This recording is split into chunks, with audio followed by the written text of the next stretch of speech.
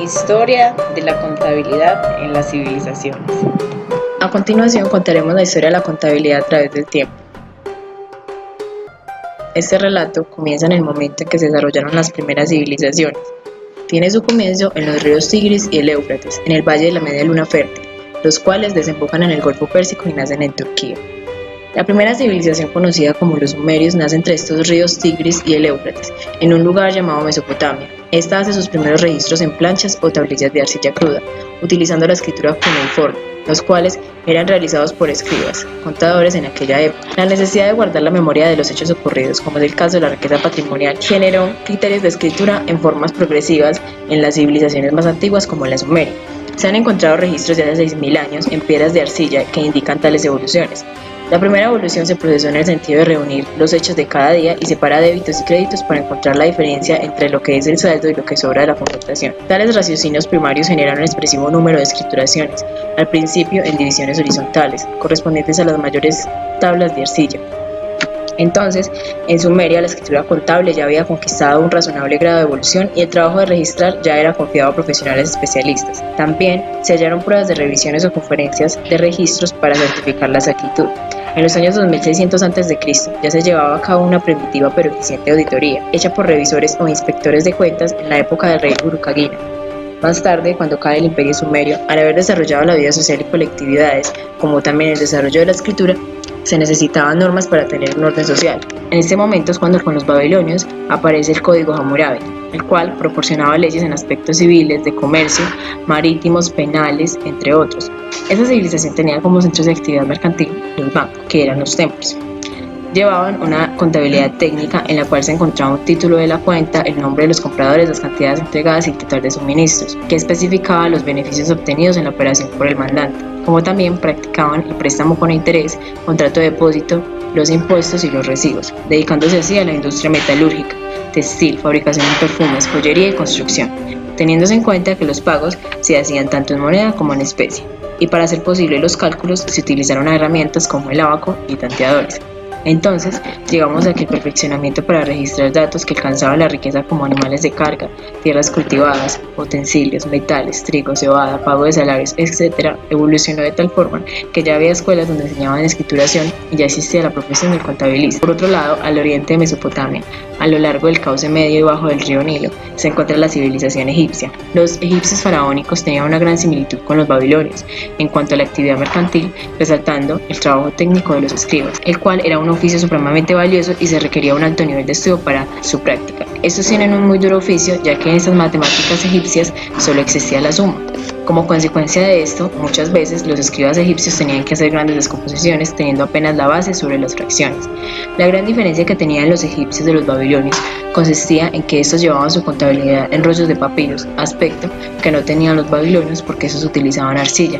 Por lo tanto, el material fue un gran avance debido a que la arcilla generaba una gran incomodidad al momento de llevar las cuentas y conservarlas. Los egipcios tenían una ayuda en las escuelas en las que se enseñaba el papiro de Rain, el cual, según Abel Rey, contiene los secretos de un buen calculador y de un buen contable, resaltando que los egipcios consideraban al escriba como la más importante de las profesiones, al punto que crearon en su religión un escriba de los dioses que era Tot. De lo poco que se ha podido recuperar y entender, que es lo complicado ya que sus jeroglíficos son muy duros de descifrar, de esta civilización se ha podido ver unos registros muy similares al memorial, que se verá más adelante en la Edad Media, en que se nota un registro cronológico y sistemático.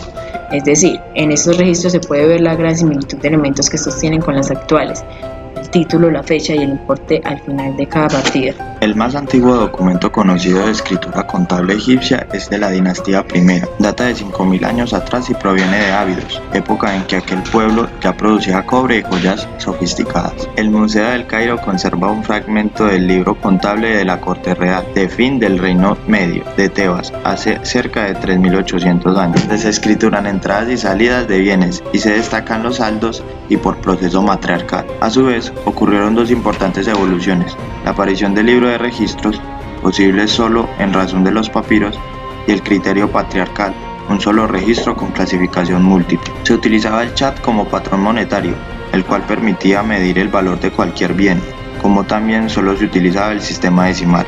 Ya hablando del Egipto helenizado y romano, cuando ya en Egipto se difundió la lengua griega, Estos empezaron a difundir también sus costumbres, haciendo que lo que pasara en Grecia también pasara en Egipto. Esta civilización tenía un doble sistema económico, monetario y natural. Estos se verán reflejados en muchos registros de contabilidades de la época, demostrándonos así la técnica utilizada durante este tiempo. Como podemos ver, estas civilizaciones tenían muchas semejanzas en aspectos contables. Mientras tanto, en Europa, en la zona septentrional de la península de los Balcanes, al oriente del mar Mediterráneo, nace la civilización griega, con su gran desarrollo en la geometría, la matemática, la política y la filosofía. Y en los aspectos contables, en Grecia, como en Mesopotamia, los banqueros o trapecitas fueron los sacerdotes y los bancos los templos.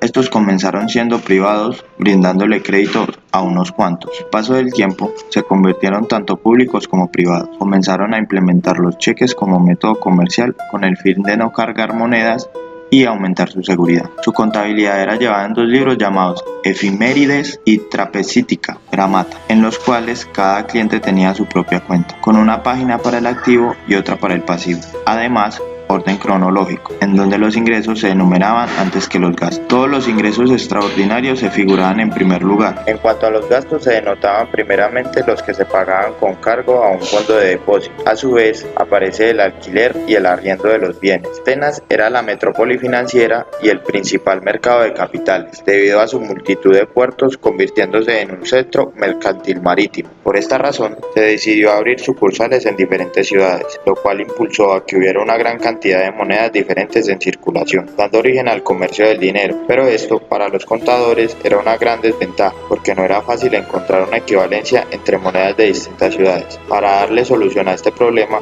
estableció una moneda para las relaciones exteriores, como también, al haber esta multiplicidad y la amplitud de sus negocios, les obligaba a tener en sus oficinas a numeroso personal, reclutado entre los esclavos. Otro punto importante es que el interés del dinero era fijado libremente, sin ninguna restricción por parte de la ley. Asimismo, Atenas poseía el Tribunal de los 10 y tenía una función que consistía en comprobar las cuentas de los recaudadores públicos, como también administrar justicia a los contadores poco escrupulosos. Al utilizar el crédito también como método comercial, trajo consigo las transacciones comerciales. Más adelante, tras la batalla de Corinto, dos personajes llamados Rómulo y Remo van a comenzar a fundar las civilizaciones romanas en las 7 colinas: el Aventino, el Capitolino, el Celio, el Esquilino, el Monte Palatino, el Quirinal y el Viminal, que históricamente han formado el corazón de la ciudad de Roma y están situados al este del río Tíber. Esta ciudad, la cual unifica el occidente, empiezan con reyes, luego se vuelven república y a medida que se va expandiendo se vuelve un gran imperio, dando a Julio César el crédito por haber dado la transición de república a imperio. Por lo tanto, los griegos, al ser sometidos por los romanos, delegan todo su pensamiento, entre ellos el derecho y lo contable, a su vez fundando sobre los griegos su gran civilización. Los romanos eran muy perfeccionistas en cuanto a llevar las operaciones. Es por esto que la contabilidad la llevaban tanto los particulares como los comerciantes y los banqueros. Su principal libro era Codes Accepti et Expensi, de ingresos y gastos. En este libro las cantidades se llevaban bien al debe, bien al haber de una cuenta. De este hicieron un verdadero libro de caja a 2 columnas. Pero no era su único libro, ya que también utilizaban el calendarium o libro de préstamos. Las sociedades públicas que financiaban a los bancos eran grandes compañías que estaban en manos de los caballeros. De aquellas compañías, hoy nos queda lo que son los órganos análogos, los cuales conocemos como Junta General de los Accionistas. El Consejo de Administración elegido entre los principales socios, un presidente y un director. Aparte del Codex, cada banquero llevaba un diario especial llamado Liber Rationum o libro de las cuentas. Ellos controlaban todos los movimientos económicos, desarrollaron la práctica de los documentos de crédito y de pago,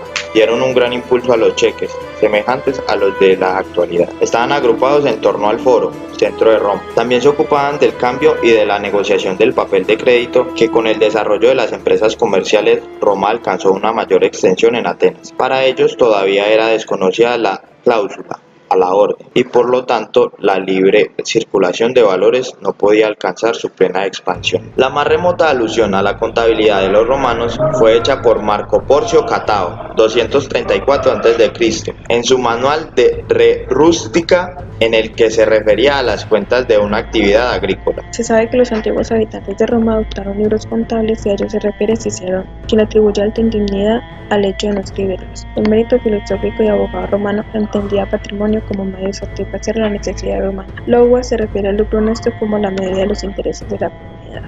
Existía una conexión entre griegos y egipcios, debido a que los comerciantes griegos implantaron en las tierras egipcias, llevando así sus costumbres y su lengua, dándole origen a los ya mencionados egipcios helenos. Igualmente hay una conexión entre Grecia y Roma, debido a que los romanos acogieron todas sus costumbres, pero obviamente traducidas a su lengua, y sobre todo herían la profesión de los banqueros, la cual era utilizada en Grecia. Roma somete a Egipto. Habían permanecido 27 siglos, por ende los egipcios pierden la batalla del tiempo contra los romanos. Todo esto porque los romanos necesitan el reino de Egipto. Cleopatra queda como la última reina de Egipto. Así sucesivamente se van a ir expandiendo los romanos al oriente, hasta Siria, Armenia, entre otros. Por ende, los romanos tienen todo el Mediterráneo. Entonces Roma estaba conectada con todos los pueblos de Oriente, a través de la ruta de la seda, una de las más importantes en la historia, creando contactos y determinando a su vez el rumbo de la civilización, la cual empezaba desde China, atravesando toda el Asia central, el mundo de los persas, dividiéndose en dos, uno por Siria y el otro por Egipto, hasta Roma. Roma se parte en dos, Roma de Oriente por la Iglesia Ortodoxa y Roma del Occidente con los papas. En el momento en que Roma se desgasta, entonces los pueblos bárbaros invaden Roma, destruyendo sus acueductos, y entonces es ahí cuando cae el Imperio Romano de Occidente. Esta caída del Imperio Romano genera un desorden inmenso. Los pueblos se mueven por un lado y por otro. Por tal razón,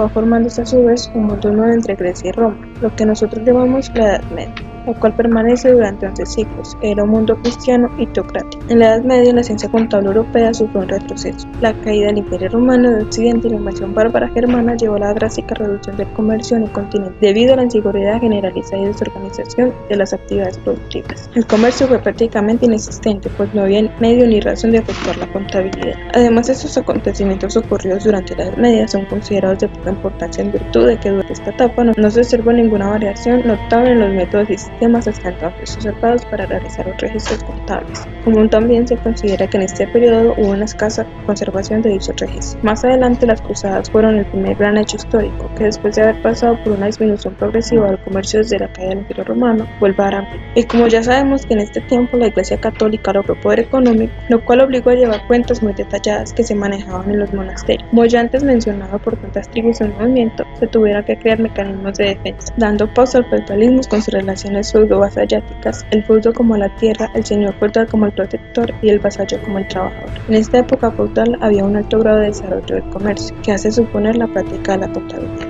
la cual era la exclusividad del señor feudal. En el siglo VIII, Carlomagno exigía a sus escribanos un inventario anual de las pertenencias del imperio y el registro de sus transacciones económicas en términos de ingresos y egresos. Entonces, en esta época de la Edad Media, se le atribuyen tres causas fundamentales a la evolución de la técnica de las cuentas en aquel tiempo: el desarrollo del crédito, lo cual condujo a los banqueros atenienses a llevar un diario o libro de cuentas corrientes con una página para el activo y otra para el pasivo; la creación de sociedades comerciales, lo cual requirió conocer de manera regular la composición del patrimonio total y la realización de inventarios periódicos; y por último, el uso del contrato de mandato, el cual confía en un tercero la administración de bienes que pertenecen a otro. Entonces, la técnica del registro contable nace y se desarrolla con el intercambio comercial. La Edad Media utiliza los memoriales avanzados, también llamados memoriales de inventario. Son documentos de contabilidad que, además de recoger registros de crédito y deudas, también recogían las operaciones de caja y contienen verdaderos inventarios. Hay otros que se basan en operaciones de créditos que corresponden al sistema contable en evolución hacia la partida doble, la cual solo es una parte de las cuantas utilizadas en las empresas de esta época. Los que se consideran como memoriales avanzados son los de Ugolini, empresa; Simón Riquelique, propietario rural; y Abad Guillaume de Riquel. Estos son considerados memoriales avanzados, ya que fueron integrando técnicas interesantes en la evolución de la contabilidad. Hasta el año 1400 casi todas las cuentas las llevaban en números romanos, las cuales desaparecieron para la contabilidad pública hasta finales del siglo XVIII. Los números romanos cursivos, llamados también cifras financieras, llamados así por Claus Hirson, porque la numeración romana duró hasta 1790 en la contabilidad pública. Se colocaban de cualquier forma en el texto, sin preocuparse en alinearlos en columnas. En la Edad Media se utilizaba el abaco, los guitones y hexaquier o escaque. Lo que resulta interesante es que los errores de cálculo no eran frecuentes en esta época, e incluso los que se encuentran en los libros de cuentas en la Edad Media son relativamente pocos y son cantidades insignificantes. Todo este sistema de los números romanos varió con la incorporación en Europa de las cifras arábigas. A comienzos del siglo IX, un bibliotecario llamado Mohammed ben Musa, que por orden del califa al-Ma'mún escribió en el año 820 un tratado de álgebra. Este tiene una gran importancia ya que fue el primero que tuvo la idea de atribuir a cada signo numérico de 0 a 9 un valor determinado, es decir, unidades, decenas, centenas, etc. Y colocó en la suma y resta los números debajo de los otros siguiendo el orden decimal, lo que nosotros en la actualidad todavía aplicamos. También fue el primero en utilizar el número 0. La primera obra impresa de contabilidad fue hecha por Pacioli en 1494. Utiliza cifras arábigas. Con la caída del Imperio Romano en el siglo XVIII, en Europa existían muchos talleres de acuñar monedas sin control ni garantía. En el año 805, Carlomagno intentó poner remedio a esta situación prohibiendo todo taller monetario que no fuera real, pero al fallecer las monedas vuelven a caer en descontrol. La moneda de cuenta nace debido a la alteración en el valor, desigualdades de la moneda entre sí. Este es semejante a la moneda real, pero era considerada ficticia ya que fue denominada por los soberanos y la moneda real dependía de su peso y de la ley efectiva. Aún así, los dos conceptos permanecieron vigentes hasta la reforma del sistema decimal a finales del siglo XVIII, que motivó el nacimiento del franco francés de 1796. La verdadera moneda común en valores era la moneda de cuenta, era el valor fijado de la mercancía. Se daba en esta moneda, y la entrega de cierta cantidad del pago se daba en moneda real, esto sin perder el mismo valor de la moneda de cuenta. Los contadores de los viejos tiempos tuvieron que elaborar sin una verdadera literatura contable y sin una teoría que los guiase. Por otra parte, la partida simple en la Edad Media aparece como un sistema más ordenado y metódico. Fue este sistema el que dio ideas para el nacimiento de la partida doble, mas no es el motor para que ésta comenzara a existir. Gracias a esto, la contabilidad se presenta como instrumento de organización racional, como uno de los métodos de organización científica de las empresas. Durante la Edad Media se dio nacimiento a las bases de la contabilidad de hoy en día. Esto ya que las personas de dicha época, gracias al orden y estrategias que poco a poco se fueron perfeccionando para llevar bien sus empresas, dieron lugar a aspectos muy importantes que aún hoy en día utilizamos. Por ejemplo, el sistema de ver y haber, que hoy en día lo conocemos como activo y pasivo, nace en esta época. Algo muy importante a resaltar es que durante esta época vemos el nacimiento de muchas cuentas utilizadas en la contabilidad de hoy en día como capital, mercancía, caja, entre otros. En estos tiempos ya se ve muy definido el rol de un contador en una empresa, ya que tenía unas obligaciones y unas responsabilidades para llevar adecuadamente la contabilidad. Además de esto, tenía que ser cuidadoso, metódico, escrupuloso y ordenado. Esto para que su contabilidad fuera lo mejor posible. Esto se puede ver reflejado en muchos ejemplos de contabilidad de esta época, ya que se pasó de los memoriales a una contabilidad más estricta y ordenada como lo era partida simple, y luego a la partida doble. Y esto ocurre en apenas unos lapsos de tiempo. La implementación de la partida doble en la Edad Media tiene un problema, si hablamos en términos de cuándo esta tuvo origen o quién fue su inventor, ya que esta técnica sufre como una evolución natural de la partida simple, estando entonces así la dificultad en encontrar el momento con exactitud en que estas técnicas tuvieron el salto de pasar a ser la partida simple perfeccionada o la partida doble incompletamente elaborada a una ya partida doble que utilizaremos hasta la actualidad, y su inventor, que se duda si lo hubo, es totalmente desconocido.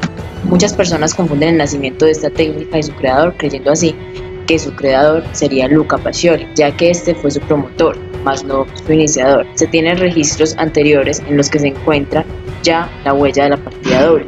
Según los historiadores, fue adoptada en 327, cuando las personas en Génova, más específicamente en Massari, ya estaban cansadas de fraudes o malentendidos, decidieron que las cuentas se llevaran de forma ad modum banci, la cual es la misma forma de la cual los banqueros de esa zona, por lo cual es posible inferir que los banqueros genoveses conocían y empleaban la partida doble desde los principios del siglo XIV. Según R. de Robert, la contabilidad por partida doble debe su nombre al hecho de que cada ciento del diario da lugar en el mayor a la anotación de los apuntes o partidas, una de las cuales se pone en el debe y otra en el haber, pero además es preciso que el importante cargado sea igual al abonado, así como que todas las cantidades se expresan en una misma unidad monetaria que sirva de medida común. La observancia integral y rigurosa del principio de la dualidad de anotaciones es una condición sine qua non. No basta con que las cuentas se presenten a dos columnas, una para el debe y otra para el haber, es decir, que se lleven a la veneciana. Otra característica esencial de la partida doble consiste en el hecho de que el mayor recoge un juego completo de cuentas, es decir, tanto las cuentas impersonales como las personales. Esto es un corolario del gran principio de dualidad. En toda contabilidad por partida doble existen 5 categorías de cuentas: cuentas de personales, de valores, de desembolsos, de resultados y de capital. Estas cuentas encajan perfectamente unas en las otras, y su saldo, que refleja el equilibrio del debe y el haber, sintetiza los resultados. La contabilidad por partida doble es un sistema bien definido que no admite la menor derogación de las reglas que constituyen su fundamento. Se impone, pues, la máxima prudencia antes de afirmar que se aplica en un caso determinado. Como decíamos anteriormente, Luca Pacioli fue su promotor, entre comillas, porque lo que hizo fue un libro gigantesco llamado Suma de Aritmética, hecho en el año 1494, de más de 600 páginas, en el cual plasmaba muchísimo conocimiento acerca de las matemáticas en general, y en una parte de ese libro se muestra la técnica de la contabilidad por partida doble, dando así su gran conocimiento y dejando plasmado en la historia la técnica que será utilizada hasta nuestros días. En Italia, durante los siglos 7 y 8, particularmente en Venecia, la actividad contable se convirtió en una profesión de mucho prestigio. Entre los siglos 8 y 12, en Europa Central, los señores feudales ordenaban llevar los libros de contabilidad. Las ciudades de Venecia, Génova y Florencia fueron durante esa época el epicentro del comercio, la industria y la banca, constituyéndose en una de las pioneras de la contabilidad por partida doble. Hubo un gran acontecimiento histórico ocurrido en Europa Occidental durante los siglos XV y XVI, que marcó el futuro de las ciencias no solo contables sino en general. Este hecho es el llamado Renacimiento, el cual fue un periodo de transición entre la Edad Media y los inicios de la Edad Moderna, con un profundo cambio en la mirada del mundo, donde el hombre pasa a ser el centro del universo, pasando del teocentrismo al antropocentrismo, de modo que la Iglesia empieza a perder fuerza y por ende pierde poder económico. Su principal característica es la llegada de la imprenta en la parte oriental, por lo cual se podrá lograr hacer una producción de libros de una manera mucho más ágil y eficiente, dando así inicio a una época en la cual las personas tenían ya la posibilidad de entender por medio de los libros un poco de las matemáticas contables y mercantil. La Edad Moderna se inició oficialmente en 1453 con la conquista de Constantinopla por los turcos. Con el avance de los turcos en el este, se cerró la ruta comercial entre Europa y Asia, y que había sido abierta con las cruzadas en la Edad Media. La necesidad de abrir nuevas rutas de Asia llegó a varios países de Europa Occidental como Portugal, España, Francia, Inglaterra y los Países Bajos, en busca de nuevas rutas marítimas orientadas a Asia que no pasaran a través del Oriente Medio dominado por los turcos. Esto dio lugar a las grandes navegaciones o a la era de los descubrimientos. España comienza a emprender su propia campaña de descubrimientos con Cristóbal Colón, dando una idea para llegar a la India a través de otra ruta, financiado por la reina Isabel de Inglaterra, dándose así el descubrimiento de América, encontrando con el mundo de las civilizaciones indígenas mayas, incas, aztecas, entre otras. Con este descubrimiento de América y la ruta marítima a la India, se produjo un gran aumento en el flujo del comercio de Europa. Las naciones que llevaron esta expansión requerían la técnica contable desarrolladas por las ciudades del norte de Italia para rastrear las transacciones. Esta técnica contable tuvo como figura principal a Luca Pacioli, un fraile italiano que sistematizó y popularizó el sistema de partidas dobles desarrolladas por las ciudades del norte de Italia de la Baja Edad Media. Para tal auge contribuyó el hecho de que la obra de Pacioli hubiera surgido junto a la creación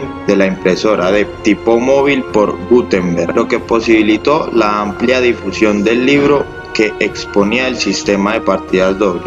Entonces, la invención de la imprenta crea un gran avance debido a que facilita divulgar los conocimientos impartidos por los monjes y mercaderes considerados hombres pujantes de la economía, además de que antes todos los documentos se escribían a mano, un copista escribiendo un texto toda su vida. Por ende, la imprenta empieza a generar en horas lo que tomaba meses, en días lo que tomaba años y en semanas lo que tomaba siglos. Pero es muy importante saber que esto fue un invento para Occidente, porque los chinos ya tenían un inmenso desarrollo, pero por su discreción nadie lo sabía. Siguiendo entonces con Pacioli, la primera edición de su obra clásica en contabilidad, la Suma de Aritmética, Geometría, Proporzioni et Proportionalita fue impresa el 10 de noviembre de 1494 en Venecia, y en él enseña cosas como cómo escriturar, los cuidados necesarios, los principales registros, cómo saldar cuentas, los principales libros, entre otros, exponiendo a su vez que los libros que debía llevar el hombre de negocios son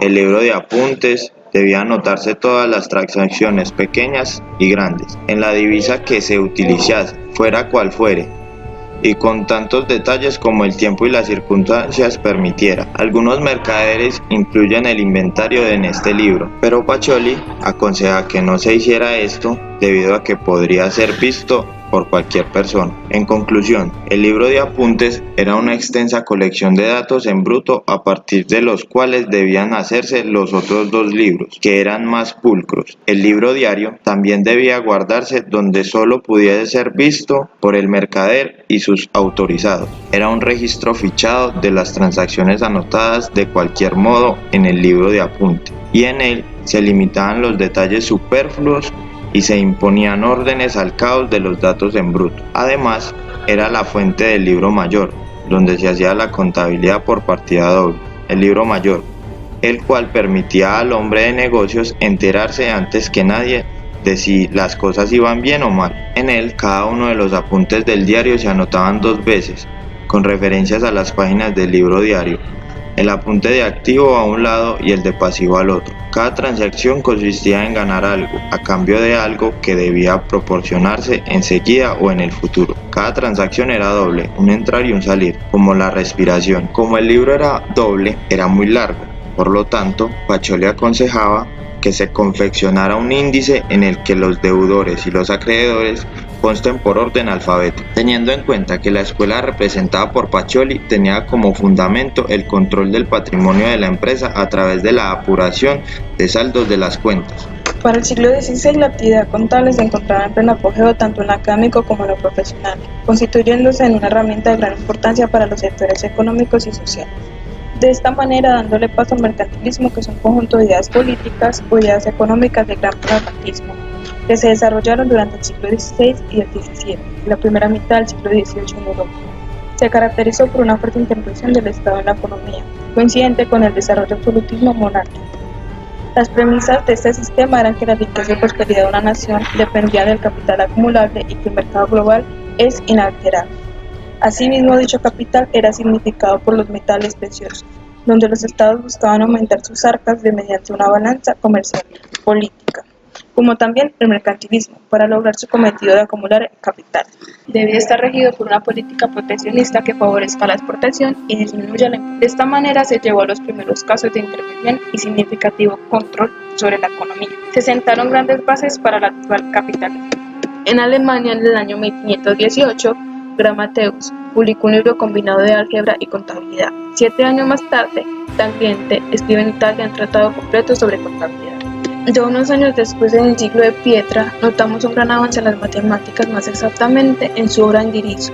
Degli Economy, en 1586, utiliza el término como débito y yo de crédito. También es Pietra el que inicia que su método no era el de Roma, Venecia o Genova, sino que aplica en cualquier lugar, dándole así un término universal.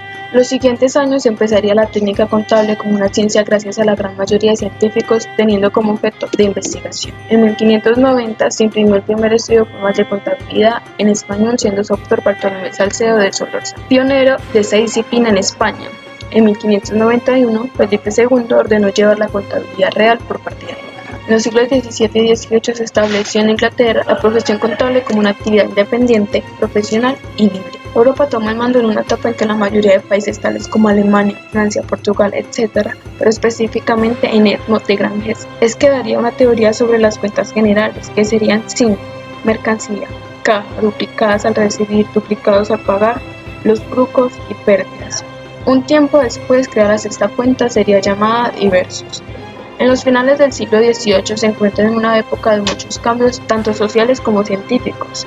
Sucede en Francia la primera manifestación de una ciencia contable, aunque es en Italia y Alemania que se da la gran evolución doctrinaria en el siglo XIX, siendo la obra de Laporte y de Grange los grandes inspiradores de esta. En esta época se da la introducción oficial de la contabilidad en el campo de la ciencia. Esto ocurre en el año 1830. 1904, aunque no se puede afirmar que esta fecha sea la de la transformación científica, pero todo indica que a comienzos del siglo XIX fue el verdadero tiempo de la iniciación del raciocinio científico de la contabilidad. El renacimiento contable italiano nace a partir de 1840 y consiguió traspasar en mucho tiempo todo lo que había construido al proceso científico de la contabilidad. Italia daría al mundo 4 grandes bases de pensamiento. Estas son las de Francisco Villa, Escuela Lombarda, Giuseppe Cervoni o Escuela Toscana, Fabio Vesta o Escuela Veneciana y Vincenzo Massi. Ellos formaron la inmensa corriente del pensamiento patrimonialista entre el año 1840 y 1927. El expansionismo mercantilista se encargó de exportar al nuevo continente la contabilidad por partida doble. Esta época se marca por la multitud de guerras con enfoque en la región. Por ende, se empieza a dar las reformas, las contrarreformas. Inglaterra, participante de estas guerras, siendo estos protestantes, piensa que estas guerras no van a tener un fin. Por tal razón, se van por los mares con el fin de crear su propio proyecto, yendo a lo que hoy conocemos como Estados Unidos, encontrando diferentes tribus, las cuales exterminan y la toman como suya. Entonces es cuando los portugueses, quienes a un principio comerciaban madera, comienzan a comerciar personas con las redes de esclavitud, esclavos provenientes de África, que al llevarlos a América es cuando comienza a darse el mestizaje. La reforma plantea una sacudida enorme en la historia, determinando que América del Norte sea protestante y América del Sur sea católica. Sin embargo, en América precolombina era una actividad usual entre los pobladores. Mientras tanto, en Europa, con el absolutismo monárquico en manos de Luis XIV, es una fuerza colosal, pero los siguientes a él no van a ser como él. Por ende, se comienza a cuestionar la autoridad del rey ante el pueblo, pero el epicentro del cambio en el pensamiento se ubica en Francia, para cambiar el absolutismo, y hacen una separación de poderes, o sea, un cambio en la política, conociéndose este cambio en el siglo XVII como Ilustración o Siglo de las Luces, apareciendo a su vez una serie de pensamientos filosóficos políticos. Montesquieu con la idea de separación de poderes, Rousseau con el contrato social, etc. Dado que en Francia se estaba dando todo este cuestionamiento acerca del absolutismo monárquico, es decir, la omnipotente autoridad del rey sobre el pueblo, va a dar paso al estallido de lo que llamamos la Revolución Francesa, la cual tiene inicio el 5 de mayo de 1789 y tiene fin el 9 de noviembre de 1799. Esta se da por la gran injusticia social en la que se vivía en esa época y la falta de derechos en todos los sentidos, con una miseria rampante, una crisis económica insoluble, un descontento del pueblo enorme. Durante el mandato de Luis XIV y María Antonieta, con su incapacidad y alto desinterés de gobierno, esto llevó a que se diera una extrema explotación de los trabajadores. Durante los 10 años de revolución, Francia recibe muchos cambios como son la creación de derechos humanos. Sería uno de los principales cambios también como el cambio del feudalismo al capitalismo. Una de sus herencias al mundo fue la separación de los poderes, ramas legislativas. Se crea la Asamblea Nacional Constituyente, se cambia la Constitución y a su vez la proclamación de los derechos del hombre, dándole fin a la edad moderna y comienzo a la edad contemporánea, en la que unos años más adelante todos empezarán a ver los derechos humanos y de forma seguida implementarlos. Más tarde, Napoleón en sus campañas fue encargado de esparcir el pensamiento liberal, mas no era solo un espíritu de libertad política lo que se precocinaba, sino la libertad económica iniciada por los fisiócratas, la que corría aparejada a ella poco a poco al poder mercantilista menguado. En Francia, la naciente burguesía de comerciantes se vio enormemente favorecida en sus intereses, al aparecer el Código Napoleón, 1808, que constituyendo un cuerpo jurídico uniforme, daba las bases para un mercado estable, garantía indispensable para el gran resurgimiento comercial. A comienzos del siglo XIX, el proceso industrial empezaba su carrera de éxito. Adam Smith y David Ricardo, padres de la economía, iniciaron el liberalismo.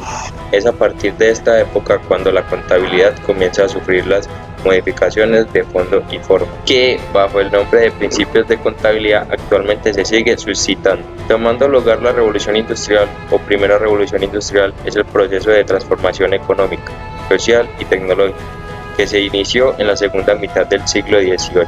En el Reino de la Gran Bretaña, que se extendió una década después a gran parte de Europa occidental y América anglosajona, y que concluyó entre 1820 y 1840. Varias corrientes del conocimiento se fueron formando en torno a la ciencia contable, pero las principales, teniendo en cuenta la forma de aceptar el objeto de estudio de la contabilidad, fueron el contismo, personalismo, controlismo, haciendalismo y el patrimonialismo. Estas varían en las formas y los detalles que en sus esencias de reconocer la necesidad del estudio de la riqueza en el ámbito institucional y haciendal. El contismo, que es una escuela precursora que admitía que las cuentas son el objeto de la contabilidad, se basaba en las cuentas empíricas. La prioridad en dar cuentas como objeto de estudio proviene del siglo XVII, pero ningún significado científico. Desde el punto de vista filosófico de esta corriente, no investigaron muy bien sobre lo que es la cuenta. Aún así, sobrevive guiándose como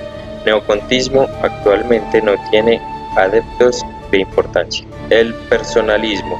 Esta escuela sería reacción contra el contismo, basada en las responsabilidades del personal entre los gestores y la sustancia patrimonial. Sus principales líderes fueron Giuseppe Cerboni y Giovanni Rossi. El controlismo. Esta escuela entiende como objeto contable el control económico de la riqueza haciendal. Tiene como líder a Fabio Vesta. Esta se concentra más en la contabilidad y procura dar algo concreto y real a la riqueza patrimonial. El haciendalismo, pensamiento situado en el siglo XX, se hizo fuerte en Alemania, pero en Italia se formó completamente. Es un sistema en sentido dinámico que conduce a la sociedad a cumplir una finalidad. Para la economía haciendal, la contabilidad se limitaba a los levantamientos o revelaciones de riqueza. La primera tentativa de imaginarse una economía haciendalista fue el francés Courcelles Senior, 1854, también denominada economía de hacienda o de empresas. Esta no convence por falta de una lógica científica que sea capaz de justificar la dignidad y la autonomía necesaria. Hasta no presentó la esencia para justificar la clasificación. El patrimonialismo es la corriente de pensamiento con mayor repercusión en la actualidad. Considera la contabilidad como la ciencia que estudia los patrimonios haciendales. El líder y creador de la estructura científica que posee el patrimonialismo es Vincenzo Mann, escritor de múltiples obras que forman esta corriente. Él, a su vez, divide los estudios contables en estética patrimonial, dinámica patrimonial y revelación patrimonial. Los cambios más profundos y de mayor repercusión presentados en la actividad contable en toda su historia tuvieron lugar en el siglo XVIII. La Revolución Francesa, la Revolución Industrial en Inglaterra, la filosofía individualista de Hegel y Kant sentaron las bases para el resurgimiento del comercio en Europa y la tecnificación de la contabilidad. En el siglo XIX, con el desarrollo de la industria europea, la contabilidad inició su más espectacular transformación. En Francia, donde las finanzas públicas eran exclusividad real, pasaron al dominio popular gracias al célebre contador Count Molière. En 1795, Edmond de Grange distinguió dos clases de cuentas, unas deudoras y acreedoras, y otras que representaban al propietario. En Estados Unidos, la contabilidad se institucionalizó, constituyéndose en una actividad académica en la Universidad de Pensilvania en 1881 y reconocida como gremio profesional a través de la American Association of Public Accountants en 1886. Aparecen las máquinas de contabilidad, lo que facilitó el procesamiento de la información. En Europa surgieron agremiaciones similares, en Edimburgo en 1854, en Francia en 1891, en Australia en 1895, en Holanda en 1895 y en Alemania en 1896. En Italia, en 1893, comenzó a regir el Código Mercantil, regulador de la práctica contable en este país. Y en América, en Estados Unidos, como consecuencia del desarrollo industrial y crecimiento de las empresas, empezaron a aparecer las máquinas de contabilidad, lo que facilitó el procesamiento de la información.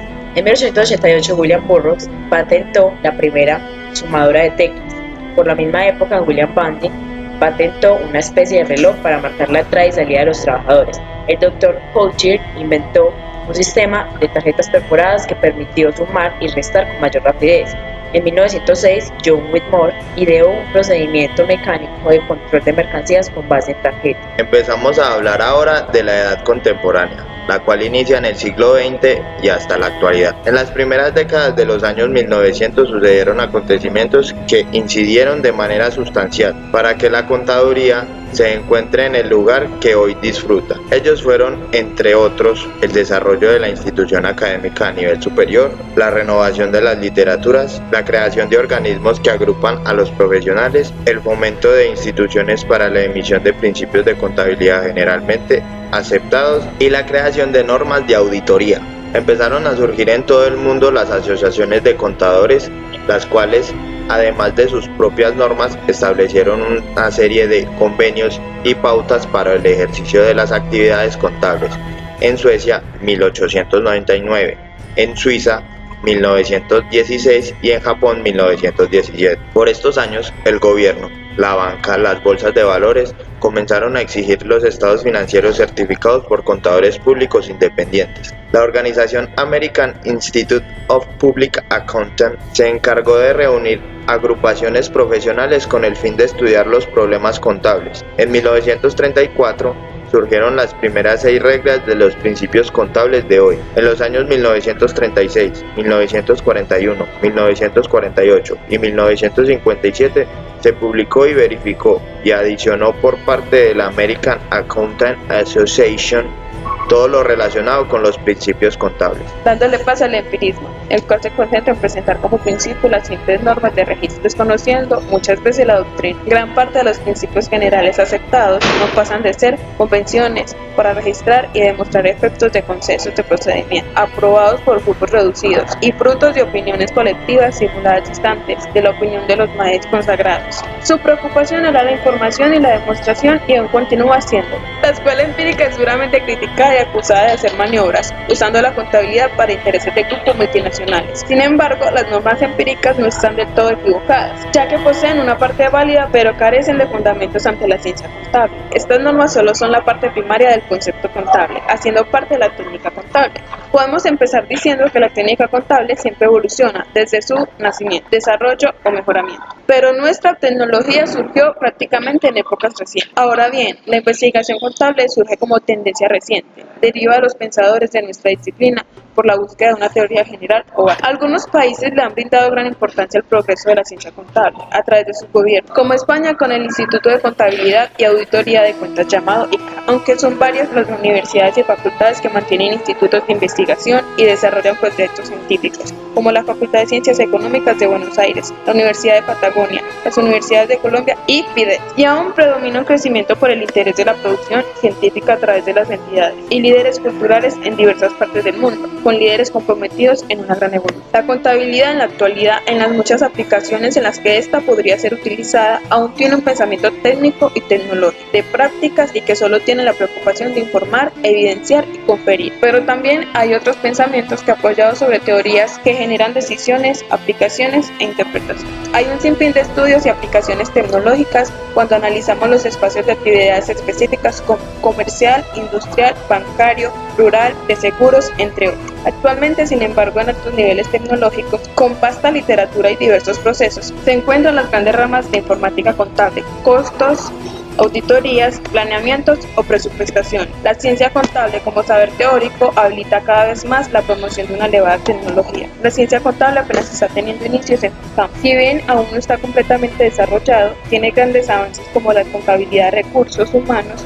Para dar un ejemplo, las tecnologías contables buscan la valorización, el uso práctico del conocimiento científico. El desarrollo de la investigación contable ha acelerado la producción de teorías, y estas alimentan nuevas teorías, competentes para la sustentación de nuevas tecnologías. Esta historia fue contada por Juliana Duque de Osa, Santiago Cárdenas Rivera, Julián Andrea Marcilla Díaz, Brian Steven Yepes Moreno.